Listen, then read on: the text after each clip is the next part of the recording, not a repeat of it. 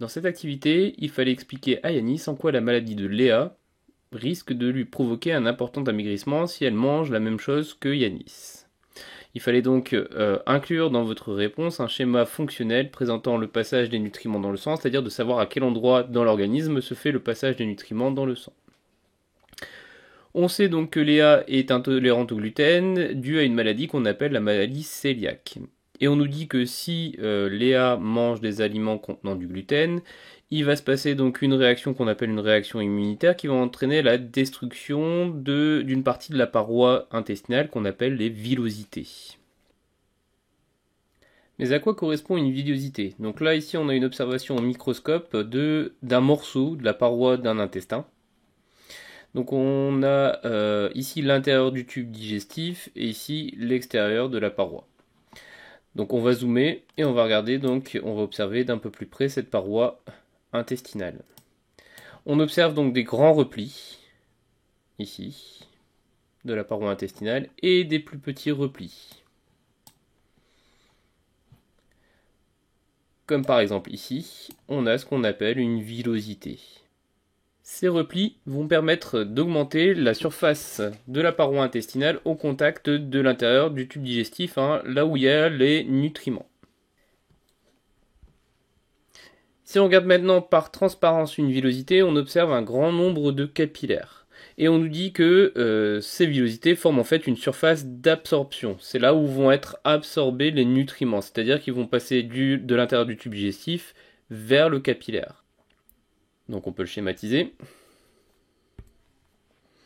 On va schématiser ici une villosité, comme ceci, avec à l'intérieur un vaisseau sanguin, qu'on appelle un capillaire. J'en schématise un seul.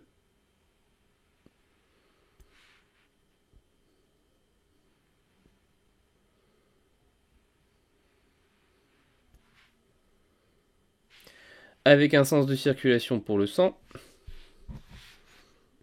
On a le sang entrant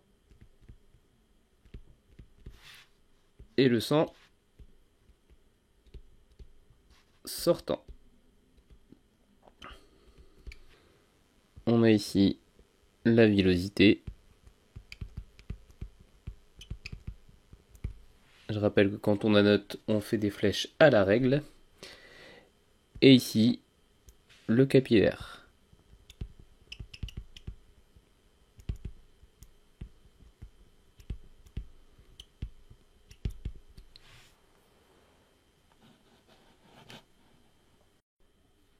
On sait que les nutriments sont situés à l'intérieur du tube digestif, comme ceci.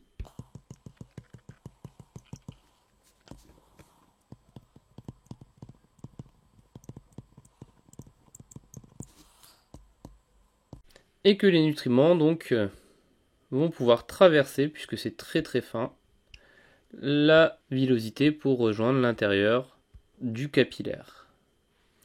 Donc on va avoir un sang entrant pauvre en nutriments et un sang sortant riche en nutriments. Comme c'est un schéma fonctionnel, il faut rajouter une légende. Donc les points verts correspondent aux nutriments. Les flèches vertes correspondent au déplacement de ces nutriments.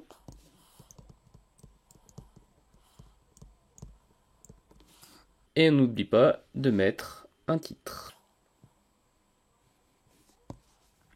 Donc ici, on a schématisé l'absorption intestinale des nutriments.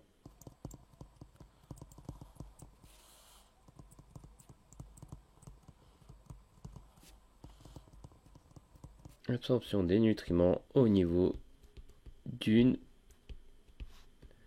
villosité intestinale.